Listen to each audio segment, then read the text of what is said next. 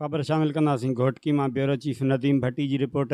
घोटकी में supreme court of Pakistan जे हुकुम ते ज़िले इंतज़ामिया जो वाहन ऐं शाखुनि ते कब्ज़े ख़िलाफ़ घोटकी शहर में ग्रैंड ऑपरेशन। घोटकी शहर जे विच मां गुज़रंदड़ ज़मीन खे आबाद करण लाइ इरीगेशन जे बगोवा ते ॿिन्ही पासनि तां कब्ज़ो ख़त्म कराइण लाइ इंतज़ामिया हरकत में अची वई। असिस्टेंट कमिश्नर अमर शाकिर जजा, DSP घोटकी आमद बख्श राहूजो ऐं CMO घोटकी कमर ज़मान इंढड़ ऐं इरीगेशन अमले जो पुलिस साण करे ऑपरेशन बगोवा भरिसां ॿिन्ही पासनि ते कब्ज़े ख़िलाफ़ इंतज़ामिया कार्रवाई कंदे केतिरा ई घर ड्राहे पट करे छॾिया।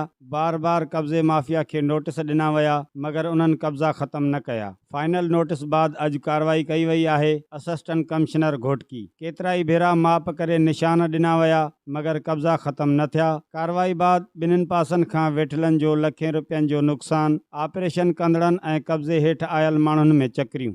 चवंदा त सरकारी हद में असांखे खातो आहे, चवंदा 4-8 फुट असांजे आई आहे। असां ड्रायूं था, असांजी इहा ई मुतालबो आहे त असांखे मोहलत ॾियनि, ॾींहं ॿिनि ॾींहं मोहलत ॾियण असां पंहिंजे ठाहे सेट करे वेंदासीं। जेको कोई हिते ड्रायो त हिते खातो कोन्हे, गवर्नमेंट जी आहे टोटली। मूंखे पंहिंजो खातो आहे न संदे काग़ज़ ते, मुंहिंजो इहो ई मुतालबो आहे त मूंखे मोहलत ॾिनी वञे, मां करे ठाहे छॾींदुसि।